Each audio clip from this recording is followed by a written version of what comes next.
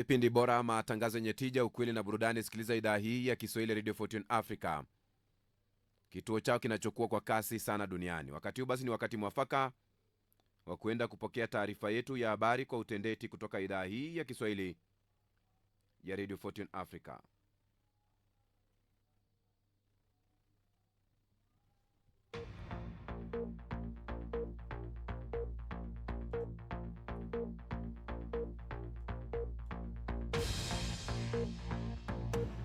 Karibu katika taarifa yetu ya habari kutoka idhaa hii ya Kiswahili Radio Fortune Africa leo asubuhi. Tumekuandalia mengi, ikiwa ni pamoja na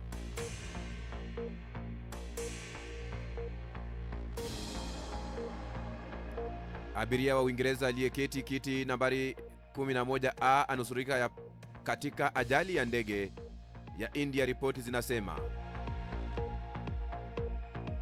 Baadhi ya peremende za Jolly Rancher za Marekani si salama kuliwa.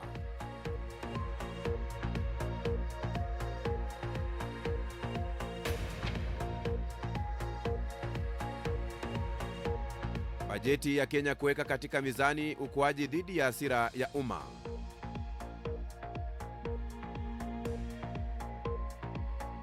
Vyombo vya habari vya serikali ya Iran vimeripoti kuwa kamanda mkuu wa kikosi cha walinzi wa mapinduzi ya Kiislamu Meja Jenerali Hussein Salami ameuawa katika shambulio la anga lililofanywa na Israel.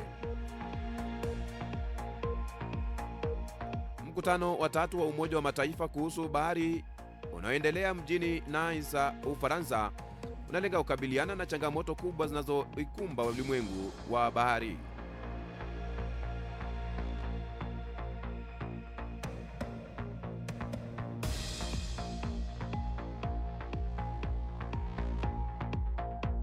Marekani yashinikiza makubaliano ya amani Rwanda Kongo mwezi Juni. Umoja wa Mataifa vilevile wapiga kura kutaka usitishwaji wa mapigano Gaza.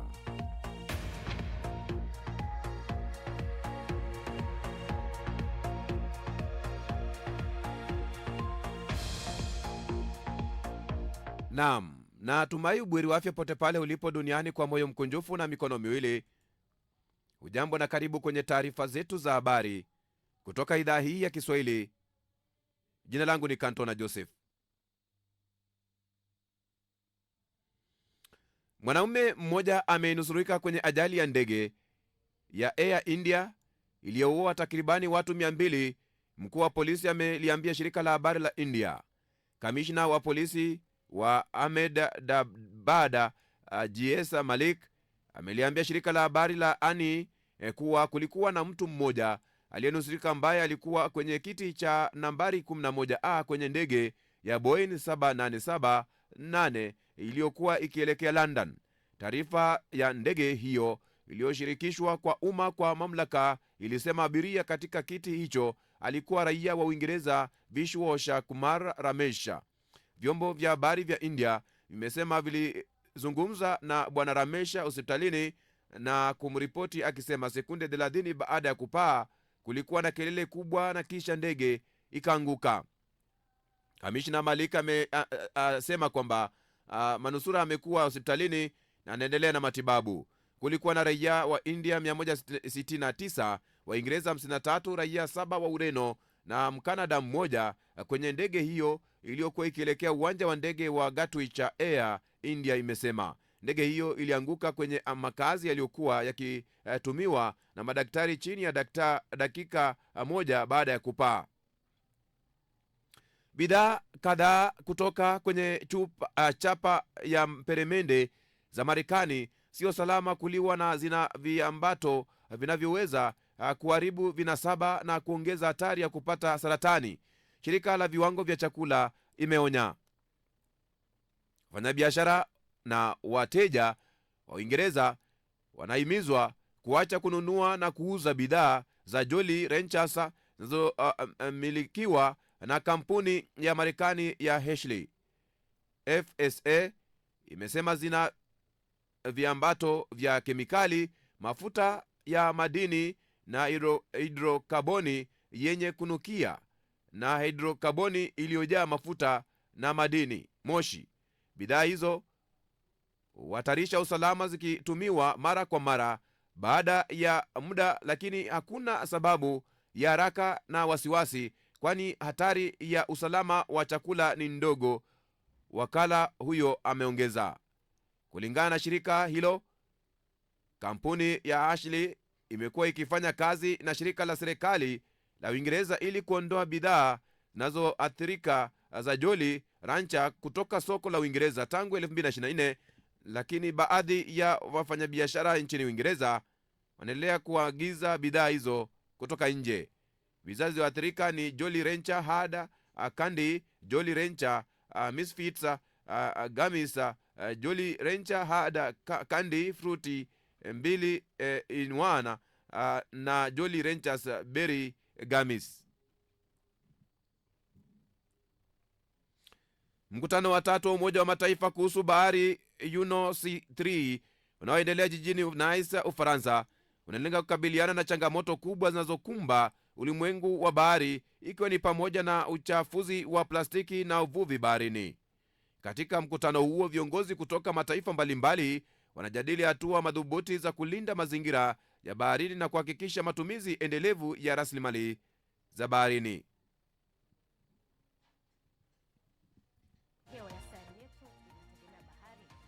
Bahari hii imefunika 70% ya dunia.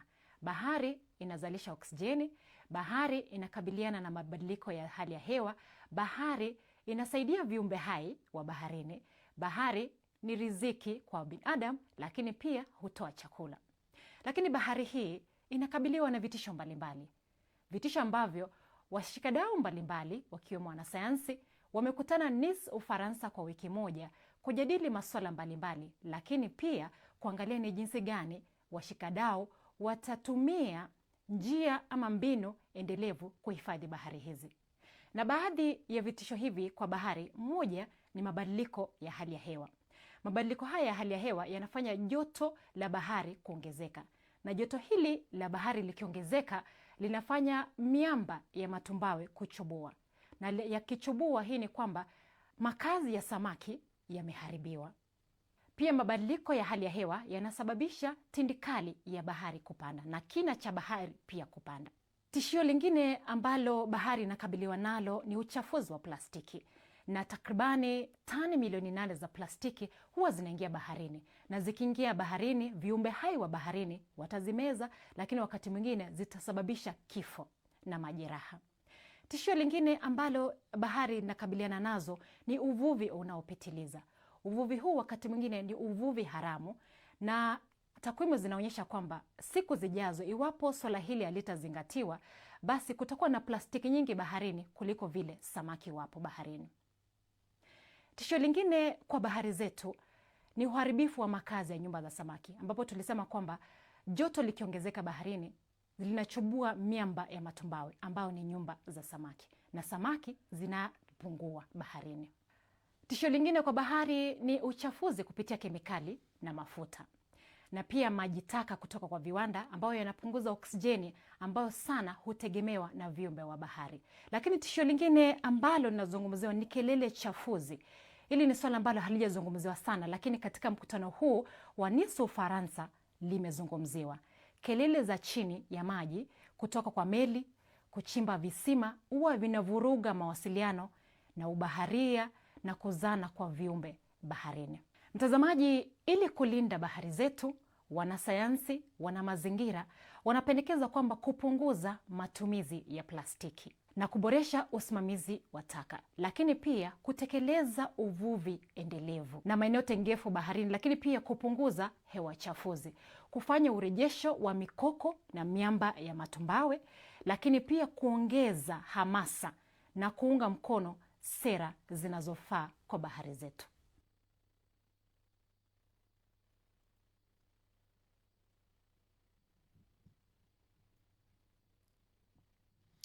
Vyombo vya habari vya serikali ya Iran vimeripoti kuwa kamanda mkuu wa kikosi cha walinzi wa mapinduzi ya Kiislamu Meja Jenerali Hussein Salami ameuawa katika shambulio la anga lililofanywa na Israel. Katika shambulio hilo, viongozi wengine wa ngazi za juu kadhaa wa Iran pia wamethibitishwa kufariki dunia. Miongoni mwao ni Daktari Feredon Abasi aliyewahi kuwa mkuu wa shirika la nishati la nyuklia la Iran. Kwa mujibu wa duru rasmi, shambulio hilo lililenga mpango wa nyuklia wa Iran pamoja na malengo mengine ya kijeshi kama ilivyoelezwa awali na afisa mmoja wa Israel.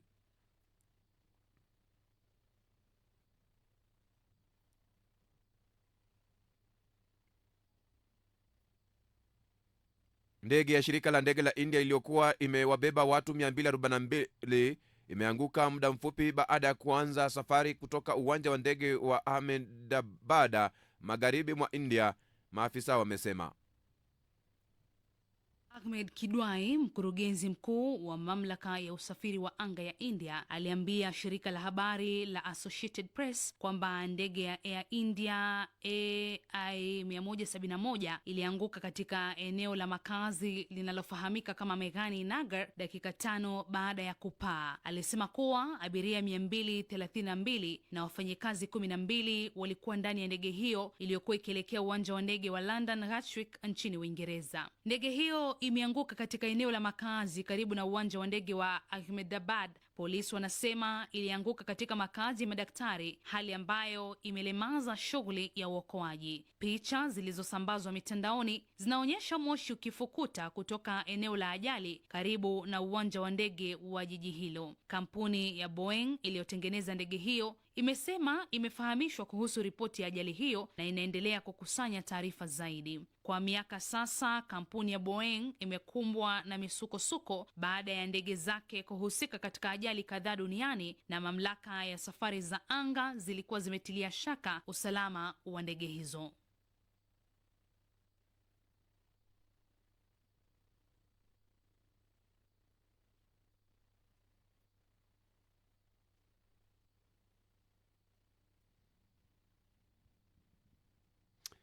Taarifa kuu ni kwamba Israel imefanya mashambulio makali dhidi ya maeneo mbalimbali ya Iran usiku wa kuamkia leo Ijumaa, ikilenga vinu vya nyuklia, wanasayansi na viongozi wa kijeshi. Kwa mujibu wa televisheni ya serikali ya Iran, mkuu wa kikosi maalum cha walinzi mapinduzi Meja Hussein Salami ni miongoni mwa waliouawa. Wengine ni mbunge na mwanasayansi wa nyuklia Feyuddin Abbasi na mkuu wa chuo kikuu cha teknolojia cha Azad mjini Tehran, Mohamed Meidi Terachi.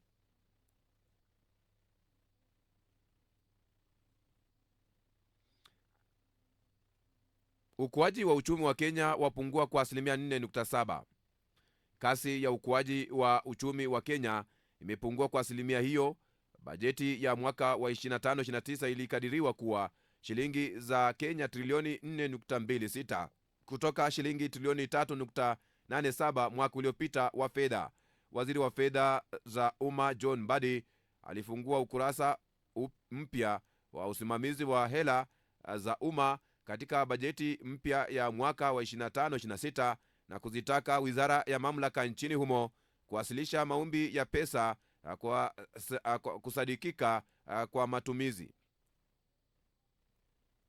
Hata hivyo, mswada huo wa fedha wa 25-26 haujapendekeza kodi mpya wala kuongeza kodi kutokana na mapendekezo ya mageuzi yatakayotazamia kuongeza pato la taifa.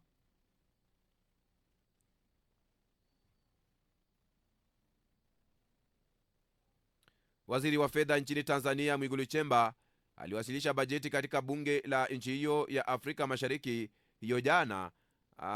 Amesema deni la serikali ya Tanzania sasa limefikia trilioni 107. Waziri huyo ameweka wazi kwamba kwa mjibu wa tathmini iliyofanywa mwaka wa 24 ni kwamba deni hilo bado ni himilivu.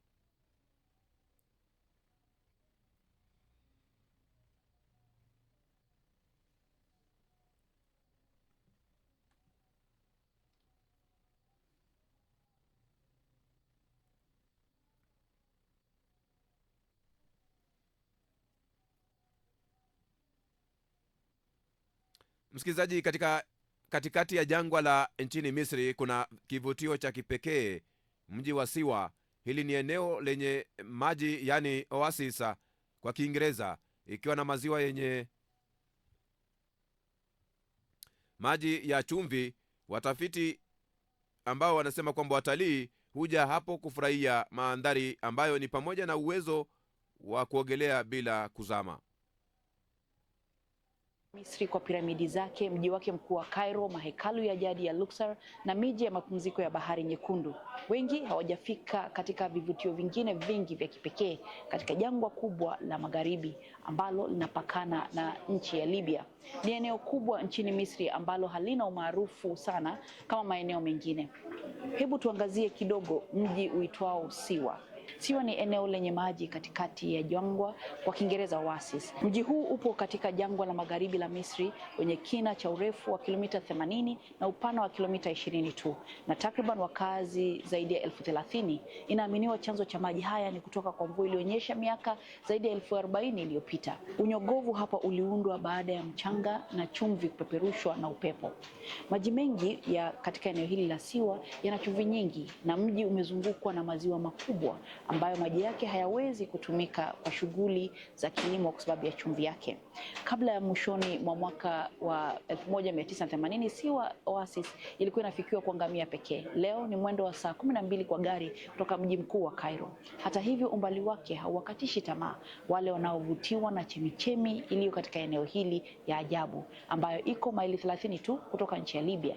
Ili kupata maji safi hapa, visima vinapaswa kuchimbwa zaidi ya mita 300, ambayo ni changamoto. Hivyo eneo hilo linabaki kuwa na rutuba licha ya maendeleo madogo. Chemichemu ya maji ya Siwa inaendelea hadi kuvuka mpaka kuingia Libya. Maji yake pia ni mazuri kwa wale ambao wasioweza kuogelea, kwa sababu kutokana na chumvi nyingi iliyopo kwenye maji haya inaruhusu mtu kuelea bila hofu ya kuzama. Hapo pia kuna chemchemu inaitwa chemchemi ya Cleopatra ambayo maji yake ni asili kutoka ardhini. Ni maarufu kwani watu wa eneo hili wanaamini kuwa Malkia Cleopatra aliyewahi kuwa kiongozi wa Misri miaka ya jadi alioga kwenye maji haya. Inasemekana kuwa wasichana wa eneo hili la Siwa walikuwa wakioga mahali hapa hasa kabla ya harusi, wakiamini kuwa watakuwa warembo kama Malkia Cleopatra. Kijiji cha Siwa kilitangazwa kuwa chini ya ulinzi spesheli wa kitaifa mwaka 2002 na kinatambulika sana kwa thamani yake ya kitamaduni, kibiolojia na kimazingira. Kwa hivyo ukitembelea Misri, fika jangwani ujionee kivutio hiki cha kipekee.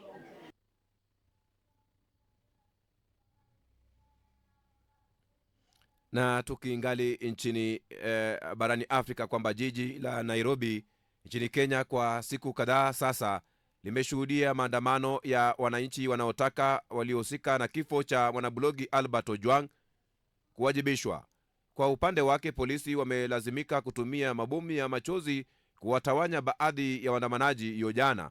Ojwang anadaiwa kufariki dunia mikononi mwa polisi baada ya kuteswa, ingawa polisi wamekana tuhuma hizo.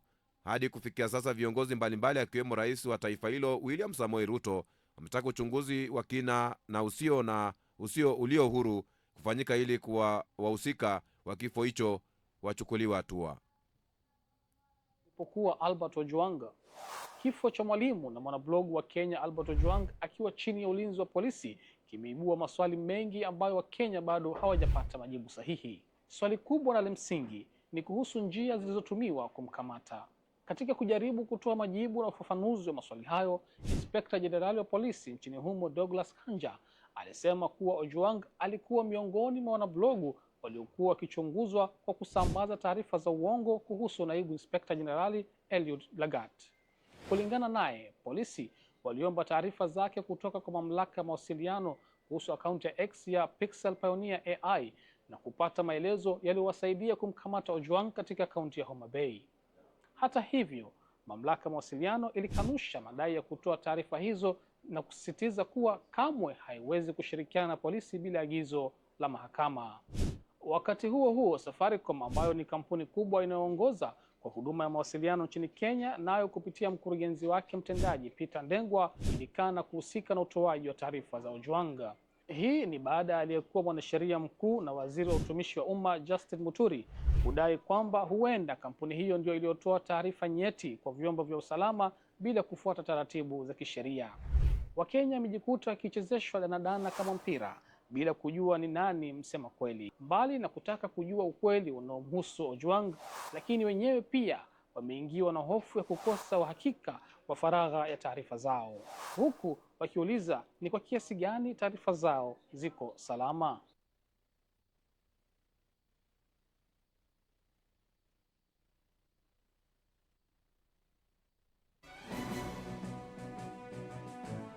Iwapo basi unaungana nasi, ni taarifa ya habari kutoka idhaa hii ya Kiswahili Radio Fortune Africa.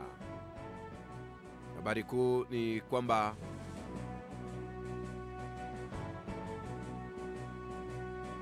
vyombo vya habari vya serikali ya Iran vimeripoti kuwa kamanda mkuu wa kikosi cha walinzi wa mapinduzi ya Kiislamu Meja Jenerali Hussein Salami ameuawa katika shambulio la anga lililofanywa na Israel. Mkutano wa 3 wa Umoja wa Mataifa kuhusu bahari unaoendelea mjini Nice, Ufaransa, unalenga kukabiliana na changamoto kubwa zinazokumba ulimwengu wa bahari, ikiwa ni pamoja na uchafuzi wa plastiki na uvuvi haramu.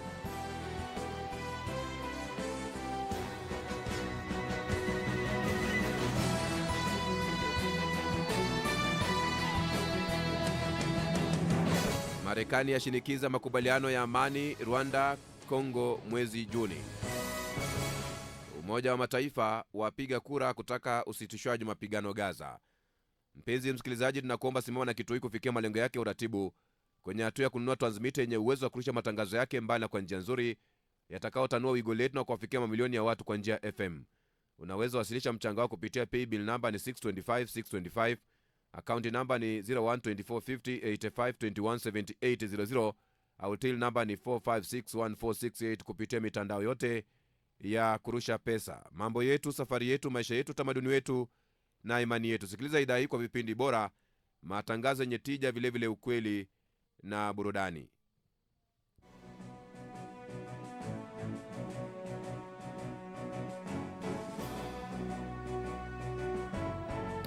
Moja kwa moja tunaangazia maoni bwana ambayo yameweza kuandikwa hapa kabla ya kupokea makala ya siku ya leo.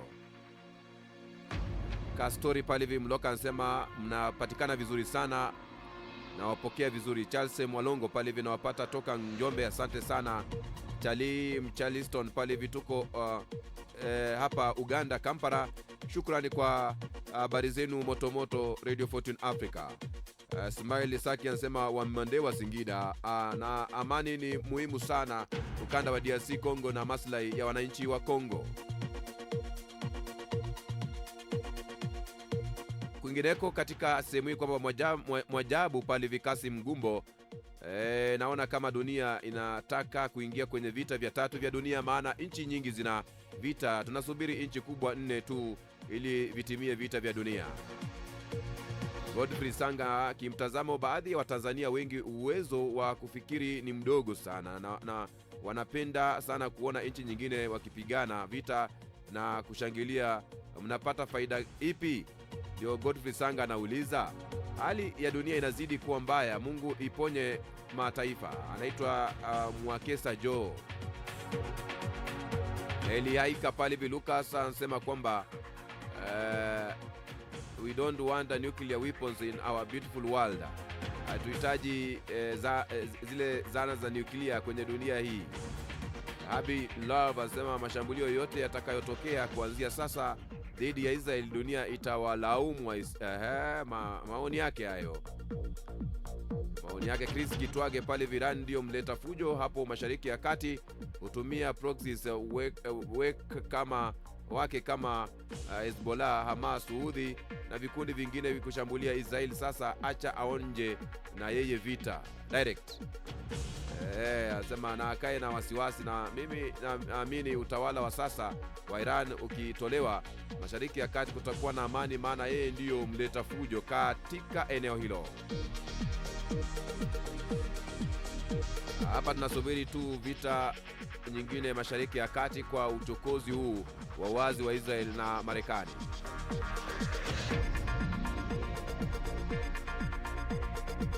Ndio maoni ambayo yanazidi kurindima kwenye idhaa hii ya Kiswahili Radio Fortune Africa pote pale ulipo. Asante sana Charles Karakacha, asante sana nani huyu? Charles Luanga, asante sana Franco Kisanga. Asante sana wote ambao mnazidi kufuatilia asubuhi namna hii na kuweza kutufuatilia. Tunashukuru sana.